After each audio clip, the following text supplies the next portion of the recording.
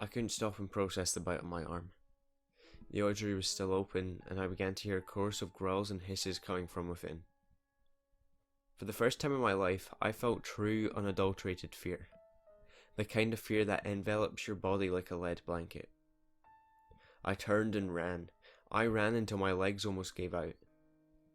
Finally, I reached the groundskeeper's building. I pulled the door open and threw myself inside. I went to work securing the door with the deadbolt and the large barrel bolt locks. I took a step back and caught my breath.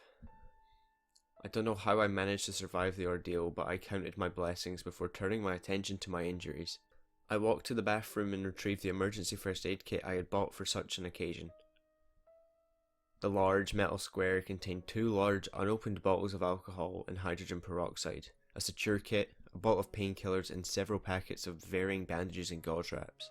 I went to work on the first bite, wincing in pain as I emptied a quarter bottle of the alcohol into the wound.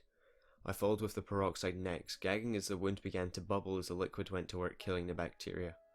I wrapped the bite in gauze next, tight enough to cut off the circulation. I popped the painkiller and took off my shirt, focusing my attention on the long slice in my chest. I braced myself as I emptied almost all of the alcohol into the wound. It took every ounce of strength I had left not to scream at the pain. I took a breath and repeated the process with the peroxide. I knew I couldn't wrap my entire chest with the gauze I had on hand, and the wound was too deep to be left as it is. I swallowed hard, eyeing the suture kit. I had never done something like this before, let alone on myself. Luckily, the kit came with instructions on how to sew myself up. I threaded the needle and popped another painkiller before using the driver to force the needle through my skin. I pulled the needle through and used the tissue forceps to manipulate the wound, moving the edges of flesh closer together to close up the wound.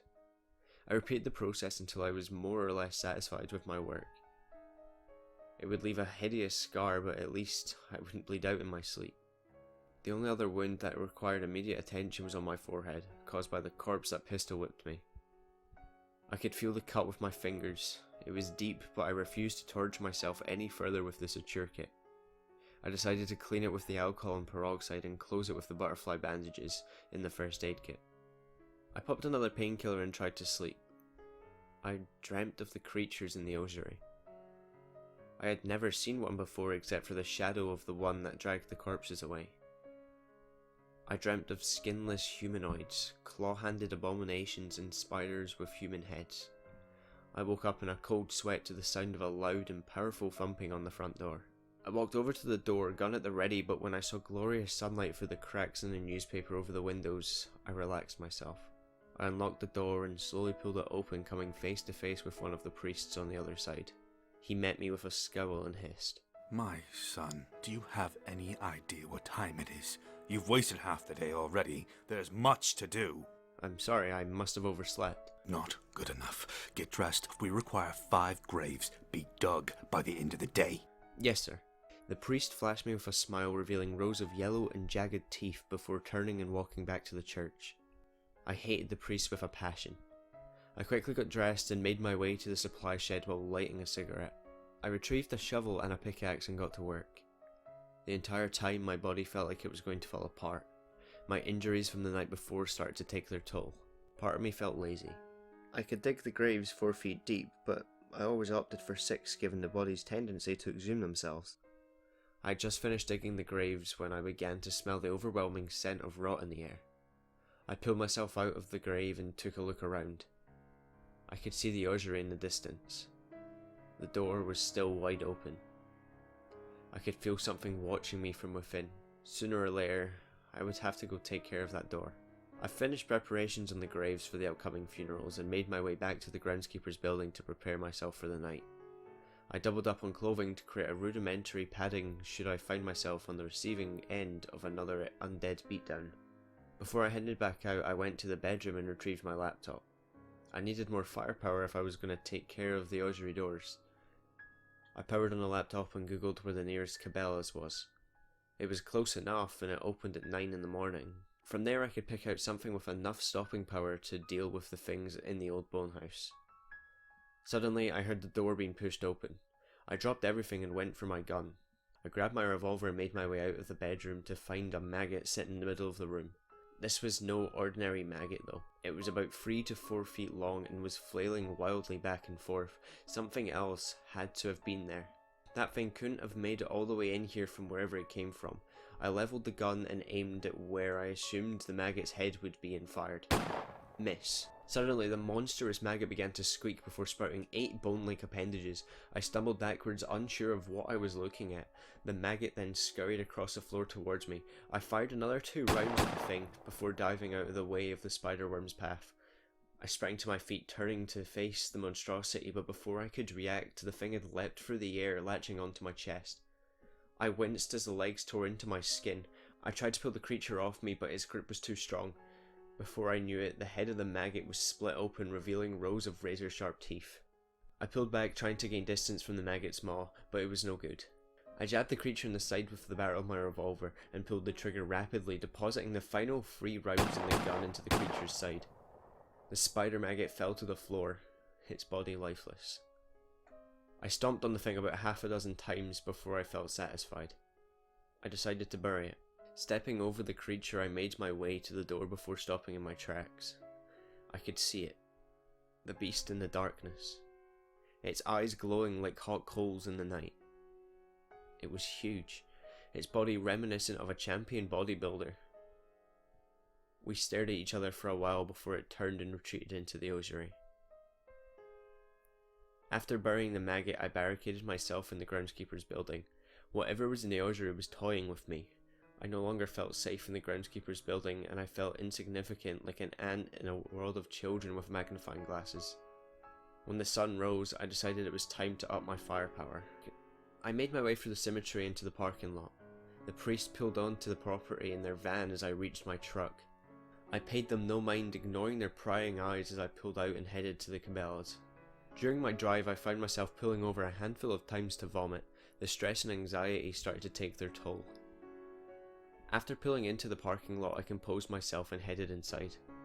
I decided on a black Winchester Defender, 12 gauge, a pump action that held 6 rounds. I wish I could have chosen something with a larger capacity, but it was all I could afford on the budget I had. I grabbed 2 boxes of shells and another box of bullets for the revolver. I love Arizona. No waiting periods on purchasing a gun. After piling everything into the truck, I made my way to the liquor store to pick up a few bottles of vodka and Everclear. I ended up buying 10 bottles of each. The clerk was very inquisitive during the transaction. So, you having a party tonight? No. Oh, wait. You're the freak that works at the graveyard, right? Planning on partying with the dead, huh? I stared at him for a moment before swiping my card, grabbing my stuff and leaving. By the time I got back to the cemetery, it was almost 5 in the evening. I carried everything back to the groundskeeper's building and got to work. I unboxed the shotgun, loaded it, and attached a sling. I could keep it strapped to my shoulder rather than carry it around all night. After that, I loaded the python with new bullets and stuck it in its holster. Finally, the liquor. I opened 1 bottle and downed half of it before converting 2 of them into Molotov cocktails. I strapped the shotgun around my shoulder and attached the revolver holster to my hip before grabbing the Molotovs and shoving 1 in each of my back pockets. I headed out the door to the ossuary before coming across a group of corpses headed straight for me. There were 5 of them.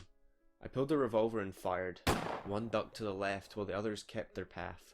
I reholstered the gun and pulled out 1 of the Molotovs. I lit the bottle and tossed it at the group's feet. I stepped back and watched as the corpses burned. 3 of them fell over and that was that. But the other 2 didn't give up so easily. The burning corpses continued towards me. I pulled the gun again and fired. Even when lit ablaze, the 2 smart ones were quick on their feet. They ducked out of the way, and as they got closer I could see the source of their intelligence. I could see 8 pairs of bony legs stuck in their sides. The maggots. They must have burrowed into their spines, attaching themselves to the brainstem, piloting them. I retreated backwards, putting space between me and the looming danger. If I couldn't get a shot in, I could wait it out. Let them burn themselves out, literally. After about a minute of evading, the 2 corpses finally fell over, lifeless. I put a bullet in each of their brains, ensuring that they won't get back up. I continued towards the ossuary, pulling the shotgun from my shoulder. I racked the slide and pushed on. When I finally reached the bone house, I froze. I couldn't do it. I was too scared. I had to fight my own instinct to get this close. I swallowed and moved closer. I could hear wet, squelching noises from within. I stuck my head around the doorway and saw inside. Rows of bones lining the walls. I could make out some sort of pit in the centre of the room.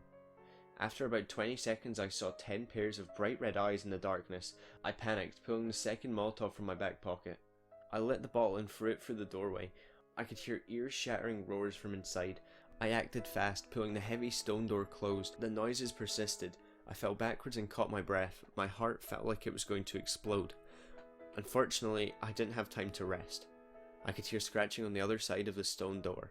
I got up and ran for the groundskeeper's building, looking over my shoulder almost the entire way there. When I got back inside, I slammed the door shut, made my way over to the kitchen counter and downed the rest of the opened bottle of vodka. Even after closing the auxiliary doors, I didn't feel better. There were more of those monsters than I thought. That, coupled with the spider maggots and super corpses, it was only a matter of time before the inevitable anxiety attack. I fell in on myself, tears flowing from my eyes. I struggled to breathe but couldn't find my breath. I clutched at my chest. It felt like my heart was giving out. I stood like that for about an hour. When I finally came to my senses, I tried to sleep. The next day, things went the smoothest they had ever gone.